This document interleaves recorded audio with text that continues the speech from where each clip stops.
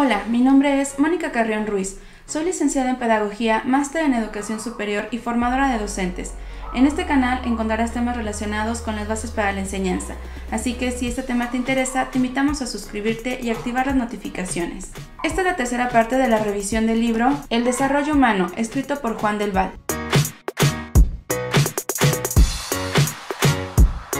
El día de hoy hablaremos del segundo capítulo, la infancia. El primer tema de este capítulo es la capacidad de representación. Los primeros 2 años de vida corresponden al periodo que Piaget denominó inteligencia sensoriomotora. Hacia el final de este periodo empieza a manifestarse una capacidad nueva, la de utilizar medios simbólicos para referirse a las cosas o a las situaciones. Piaget llamó a esta capacidad de representación función simbólica o función semiótica. La representación nos permite que en vez de actuar directamente sobre un objeto podamos servirnos de algo que lo sustituye. Esto que lo sustituye es el significante. El significante está en lugar del significado, que es aquello que designa. Existen 3 tipos de significantes. Número 1, señales o índices, cuando el significante está directamente ligado al significado. Por ejemplo, el humo es una señal de fuego. Número 2, símbolos, cuando el significante guarda una relación motivada con aquello que designa. Por ejemplo, el dibujo de una casa o el niño que cabalga sobre un palo utilizándolo como un símbolo de caballo. Número 3, signos, son significantes arbitrarios, no guardan relación directa con el significado.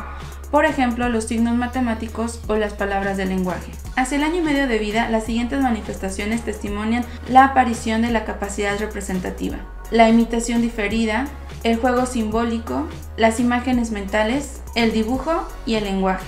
La imitación diferida es una imitación en ausencia del modelo. Por ejemplo, una niña que ha visto a un niño hacer un berrinche y varias horas después imita la escena al mismo tiempo que se ríe. Respecto a las imágenes mentales, hay imágenes visuales, auditivas, gustativas y olfativas. A través de diferentes experimentos se descubrió que la imagen no es una huella de la percepción, sino que es como la propia percepción. Somos capaces de manipular mentalmente los objetos en el espacio tridimensional como si estuvieran delante de nosotros. Numerosos estudios muestran que hasta los 7 años las imágenes de los niños son fundamentalmente estáticas.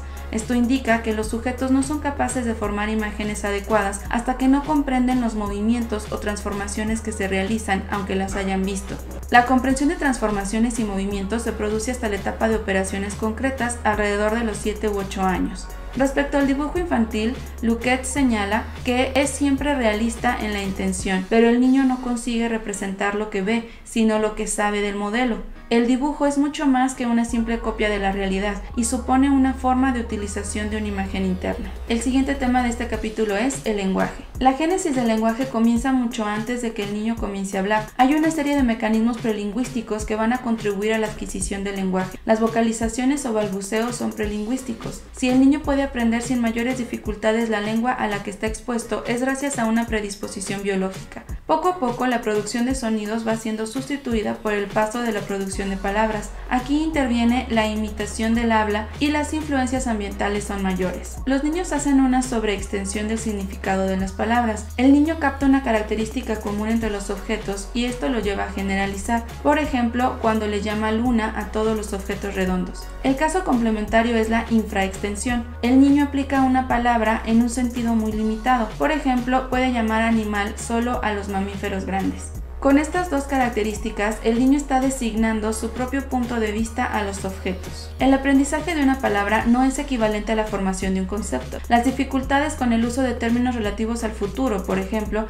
están relacionadas con las dificultades para comprender otro tiempo que no sea el presente. Cuando le pedimos a un niño que nos diga una palabra larga, es fácil que a los 4 o 5 años responda que tren o cuerda, porque el niño confunde la palabra con lo que designa. Durante muchos años, el niño va a considerar que las palabras son una propiedad de las cosas. La posición más admitida hoy es la independencia del lenguaje y el pensamiento. Se acepta, en cambio, la idea de que el lenguaje se desarrolla a partir del pensamiento y en general a partir de toda la actividad del individuo. El siguiente tema de este capítulo es el juego. Los psicólogos están de acuerdo en atribuir una gran importancia al juego en el desarrollo del niño y sostienen que es una actividad completamente necesaria para un crecimiento sano. Piaget clasificó los tipos de juegos según su función. Número 1, el juego de ejercicio, que ocurre en los primeros 24 meses de vida. Consiste en repetir actividades de tipo motor por el puro placer del ejercicio. Por ejemplo, el bebé que se sostiene del borde de la cuna para mecerse de arriba abajo. Número 2, el juego simbólico,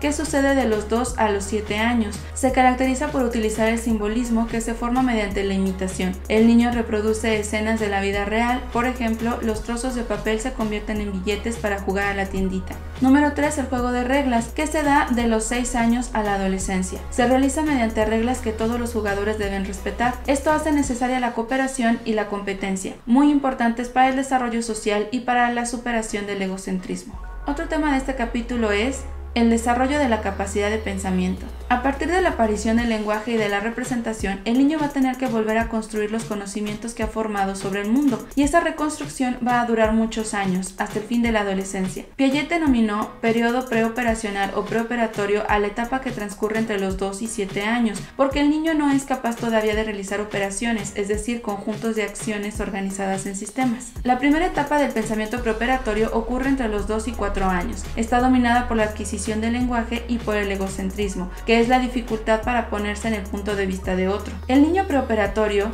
entiende bien las situaciones cuando éstas no presentan excesivas complejidades. Si le pedimos al niño que explique un fenómeno que ocurre delante de él, sus explicaciones pueden ser contradictorias. Esto se debe a la dificultad para considerar más de un aspecto de una situación. En las clasificaciones le resulta difícil admitir que un objeto puede pertenecer simultáneamente a dos clases. La noción del número está estrechamente relacionada con la clasificación y seriación. Los niños no tienen antes de los 6 años la conservación del número. Muchos niños de 4 a 6 años son capaces de contar los objetos y dar un número, por ejemplo 8, pero si se separa un poco a los objetos, aumentando la distancia entre ellos, los niños suelen afirmar que hay más, incluso manteniendo que el número es el mismo.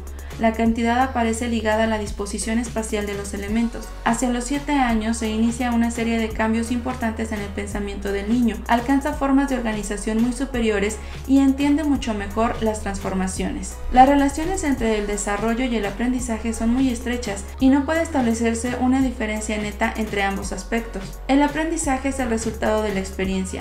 Esos efectos de la experiencia tienen que guardarse y mantenerse de alguna manera. La memoria es la responsable de esa conservación del pasado, por lo que es un componente fundamental del sistema cognitivo. Pero hay que tener en cuenta que la memoria es un sistema muy activo en el cual ni el almacenamiento ni la recuperación de lo que se recuerda se realizan pasivamente, sino que se están elaborando y modificando de forma continua. Tolvin estableció una diferencia entre la memoria episódica y la memoria semántica. La memoria episódica es la memoria de acontecimientos concretos localizados en el espacio y en el tiempo. Por ejemplo, lo que hicimos ayer. La memoria semántica tiene relación con el almacenamiento del conocimiento general. Por ejemplo, recordar la fórmula química de la sal. El recuerdo depende mucho de los conocimientos generales. Para recordar nos apoyamos en los esquemas que poseemos, adaptando el recuerdo a los estereotipos adquiridos. Nuestros conocimientos generales reorganizan nuestros recuerdos concretos. No te pierdas el siguiente video con la cuarta parte de la revisión del libro El desarrollo humano. Mucho éxito y nos vemos pronto.